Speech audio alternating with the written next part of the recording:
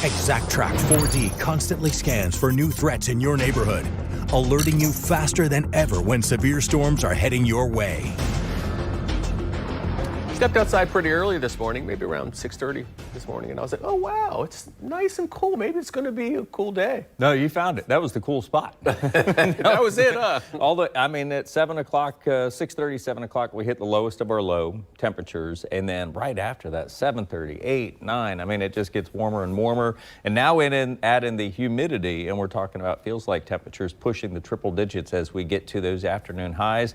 Days like today, try to get it done early. Not only will you avoid the heat, but also what is currently developing there along I-75 and our southern zones. These are getting a kickoff in and around Marion County and continuing to slowly lift from the southwest into southern Putnam County, and as you see, Alachua County near I-75. And I've got lightning counter on, and we're seeing about 80 strikes. Part of it's also picking up what's just to the north where we have the severe thunderstorm watches. Those, by the way, are well outside of our area. These just starting to crest the county line, the little stair steps here as we move into southern Putnam County, getting a pretty good soaker coming through for areas around Willatka and Possum Bluff, and we'll put a short track on these as they are currently moving roughly about 10 miles an hour. So we'll take that out to about 9. Cisco, Satsuma, 5 to 10 minute window. And then you've got Hunter and Buffalo Bluff giving you just a little bit more time, upwards of about 17 minutes here. And then we'll go into our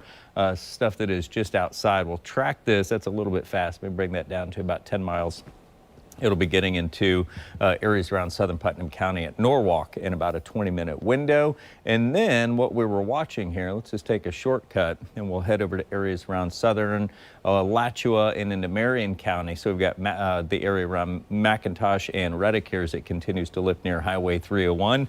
And then from 441 for northern Alachua moving into Union and even into a little bit of Bradford County here. We've got some of those downpours that continue. These will bring the rumble of thunder to areas around Lake Butler within the next couple of minutes, and then Johnson and Rayford anywhere between about 11 to a 20-ish minute window. And it all ties into a couple of frontal boundaries, and we'll see a series of these, and I'll come back to that as it will keep our pattern unsettled. Outside right now, not looking bad here over the River City as the clouds are collecting to the south. 92 right now, feels like 95 degrees, and like I was saying, I saw 94, and at that point it felt like 99 degrees. For tonight, it's the summer pattern. Showers and storms through the early part of the evening, quieting down through around 8 to 10 o'clock. We'll do it again on Wednesday and Thursday. As a matter of fact, the activity ramps up a bit on Thursday with a little bit more coverage coming through. Temperatures outside continue in the 90s, even along the beaches there at Mayport at 90 degrees, feeling like 94. There's 99 and 100 on the feels like scale, including that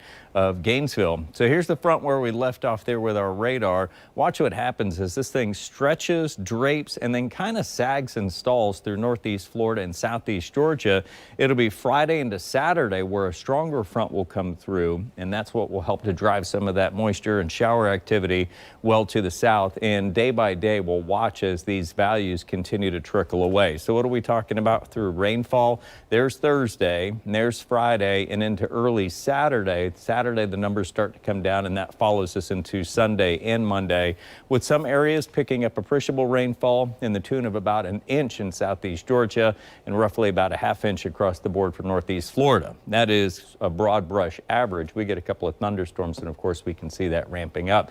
Into your Wednesday forecast, we'll make it a 9 on the nanometer as the temperatures continue to climb toward those summertime values. We'll start in the 70s with a 20% chance for showers tonight, 10% overnight, and then we'll watch them build back in. Slightly better chances here for both Wednesday and Thursday being the wettest. Friday it steps down, and those values continue to trickle off here as we make our way through the weekend. And the other thing to note, Tark, is that seasonal temperatures will be back in the fold. That'll start Friday, slightly cooler and a little bit drier this weekend. All right, Richard, thank you.